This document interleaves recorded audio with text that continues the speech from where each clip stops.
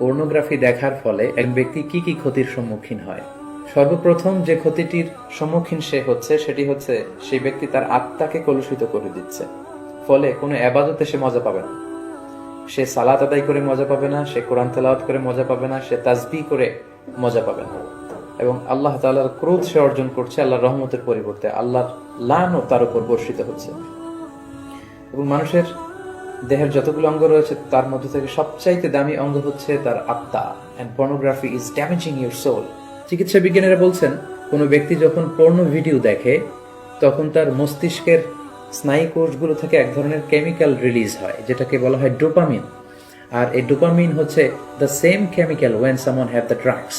কেউ যখন ড্রাগ নেয় তখন তার মস্তিষ্কের স্নায়ু কোষ থেকে যে কেমিক্যাল রিলিজ হয়, একজন মানুষ অশ্লীল, নোংরা এবং কুরুচিপূর্ণ ছেলে মেয়েদের যুগল দৃশ্য দেখলে একই ধরনের কেমিক্যাল তার মস্তিষ্কের স্নায়ু কোষ থেকে রিলিজ হয়।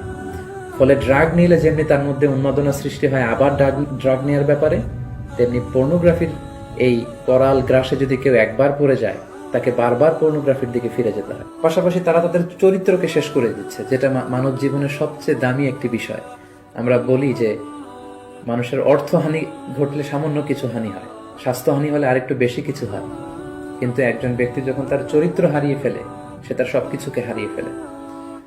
পাশাপাশি যারা পর্নোগ্রাফি দেখে অভ্যস্ত তাদের স্বাস্থ্যের মারাত্মক হানি ঘটে, যেহেতু পর্নোগ্রাফি ওয়াচাররা রাতের সময়টুকুকে বেছে নেয় গোপনে পর্নোগ্রাফি দেখার জন্য। ফলে রাতের ঘুম তাদের আর হয় না, তারা ইনসমনিয়াতে ভোগে এবং একটা বিকৃত রুচি তারা ডেভেলপ করে ফেলছে মনের অজান্তেই।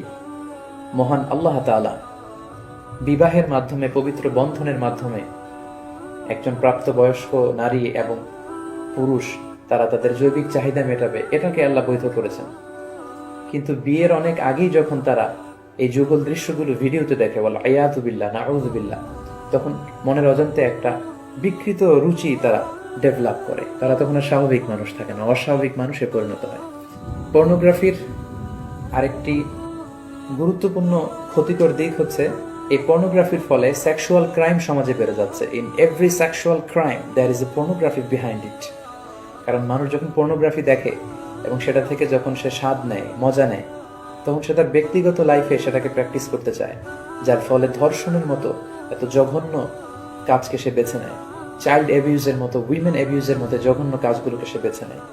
যারা পর্নোগ্রাফি ভিডিও দেখে তারা দাম্পত্য জীবনে সুখী হয় না, কারণ পর্নোগ্রাফি ভিডিও দেখার ফলে একজন মানুষ উত্তেজিত হয়ে ওঠে।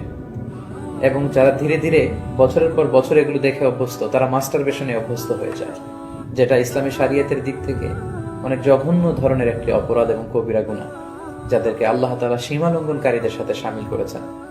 এবং তারা তাদের বৈবাহিক জীবনে ইম্পোটেন্সে ভোগে, তাদের সিমেনে স্পার্মের সংখ্যা কমে যায়, তাদের পুরো বডি কেমিস্ট্রিতে নানা ধরনের ব্যাপক পরিবর্তন ঘটে, তাদের নার্ভাস সিস্টেম, তাদের ডাইজেস্টিভ সিস্টেম, তাদের ইউরিনারি সিস্টেমে অনেক ধরনের সমস্যা দেখা দেয়। এই কমন সমস্যাগুলো যারা চেইন ওয়াচার অফ পর্নোগ্রাফি রীতিমতো এই খারাপ খারাপ ভিডিওগুলো ইউটিউবে দেখে তারা তাদের জীবনে এই ক্ষতিগুলোর সম্মুখীন হয়ে থাকে।